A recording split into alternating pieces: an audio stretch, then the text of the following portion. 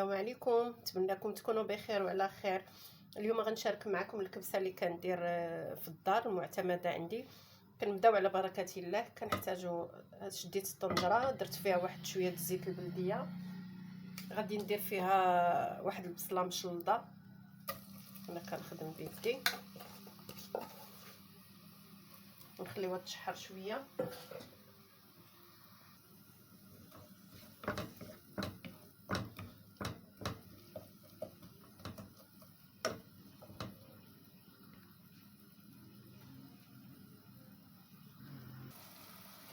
من بعد ما تشحرت لنا شويه البصله غنزيدوا عليها هاد قطعات ديال الدجاج صافي، ونزيدوا لقامه،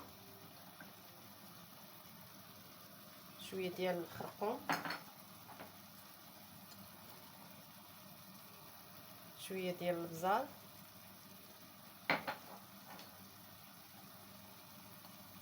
شويه ديال السكينجبير،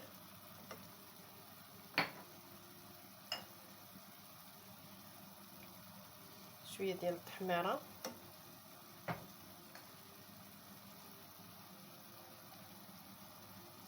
شويه د اللقامه ديال الكبسه،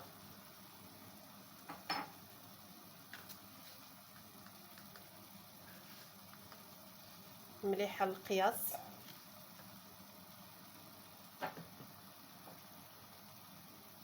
شويه ديال القرفه،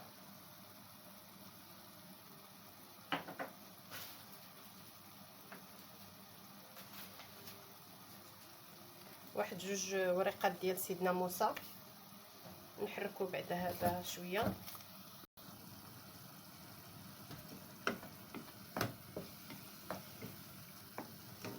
غنزيدو مازال شويه واحد المعلقه صغيره ما كاملاش ديال القزبر حبوب. اللي ما عندوش القزبر حبوب ماشي مشكل، المهم انا عندي وتفكرتو تيجي زوين حتى هو.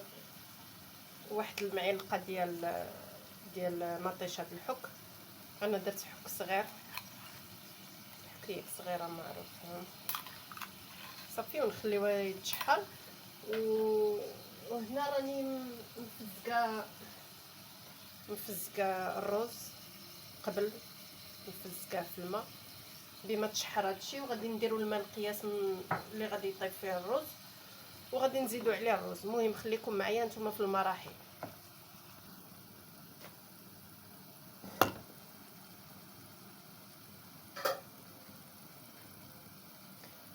كنزيدوا الرز اللي فزقنا من قبل. الرز بسمتي الاخوات اللي بغى يدير هاد الكبسه كيجيب هاد الرز بسمتي.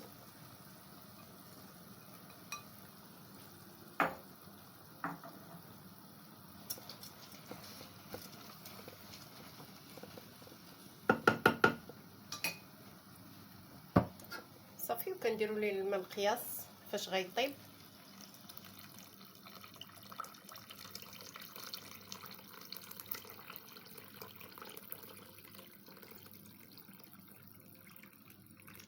صافي، ونسدوا عليها ونخليوه يطيب حتى يوجد على خاطرو. المهم نخفوا عليه البوطه ونخليوه يوجد، ونتلاقاو ان شاء الله في النتيجه.